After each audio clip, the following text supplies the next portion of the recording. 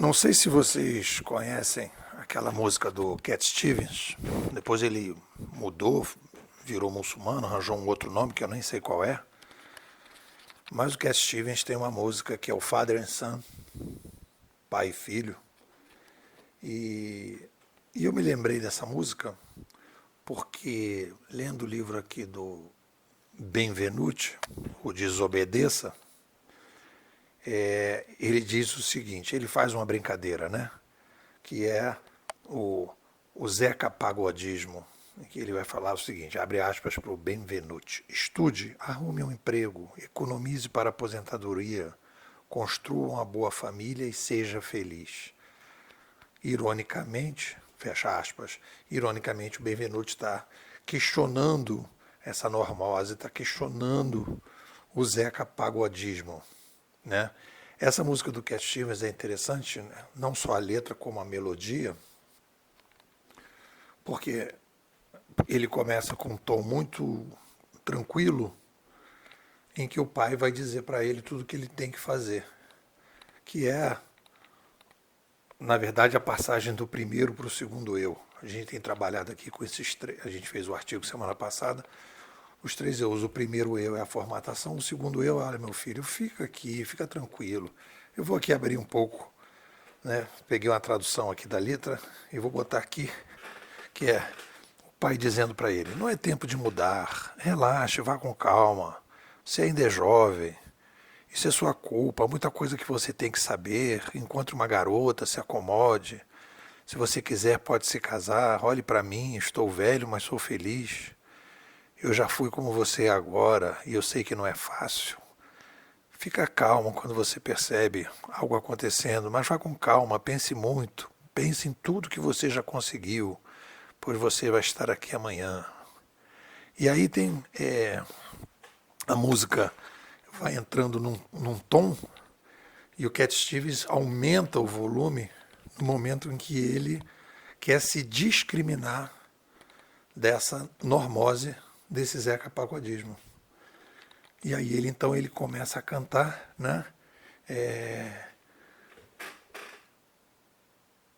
Porque quando eu tento, é sempre a mesma coisa, a mesma velha história, desde o momento que eu pude falar, fui obrigado a ouvir, agora há um caminho e eu sei.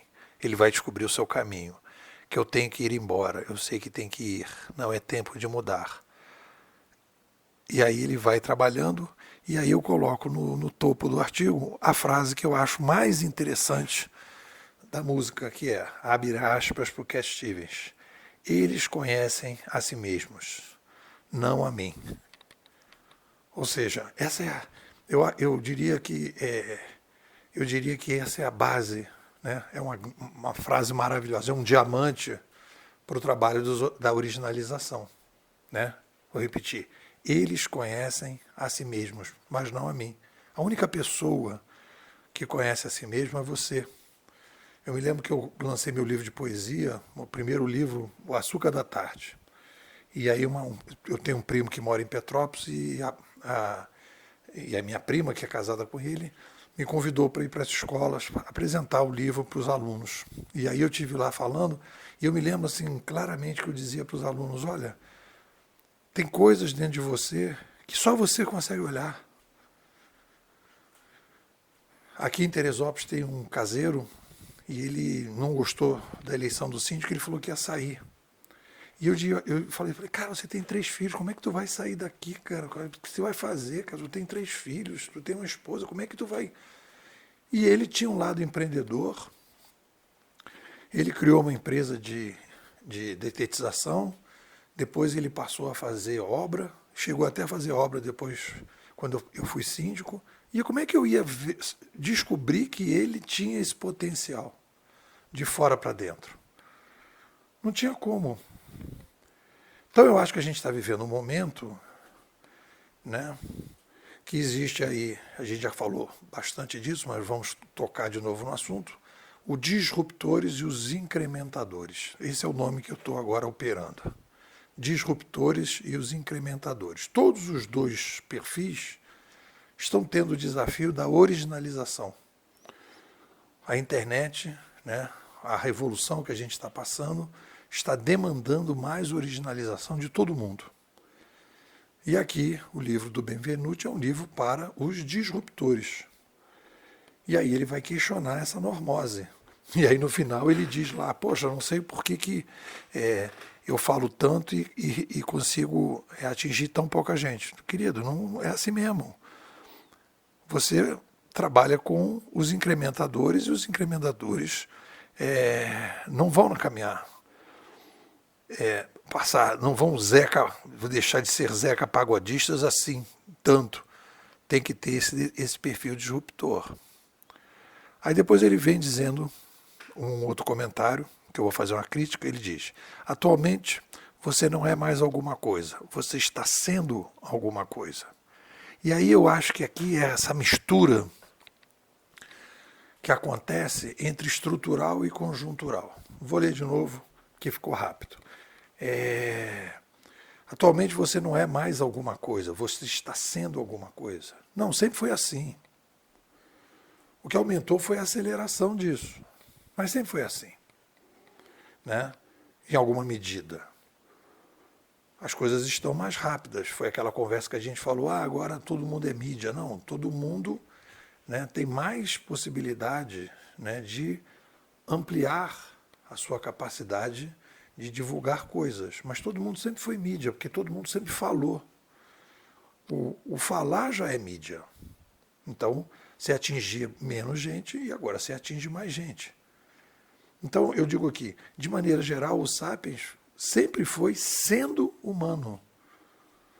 Quanto mais a pessoa é um ser humano, ela fixa, em vez de ela criar o gerúndio, né, um processo, mais ela vai ficando amarrada nessa normose, nesse Zeca pagodismo. Então, há uma aceleração da mudança, mas não uma alteração da essência estrutural do Sapiens de estar no mundo.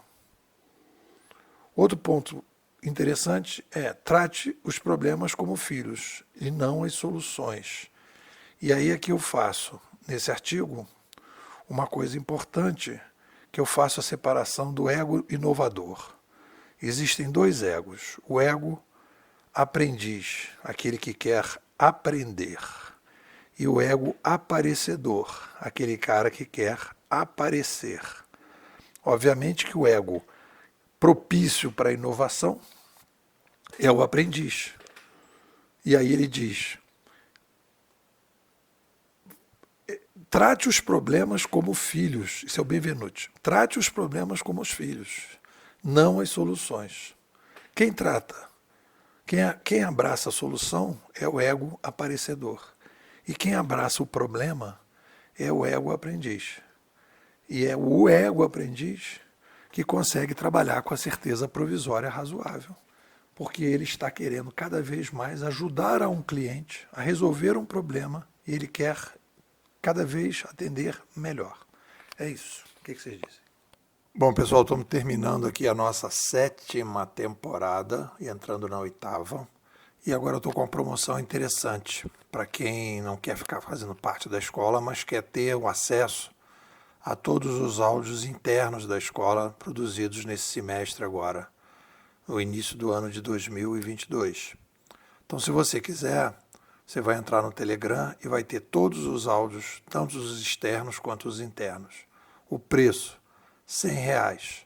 Você vai poder ficar nesse grupo até dezembro, ouvindo tudo, ouvindo os áudios externos, ouvindo os áudios internos, e pode fazer um roteiro para acompanhar a jornada bimodal, em que a gente nesse semestre falou muito sobre originalização e também aprofundando a narrativa sobre o digital.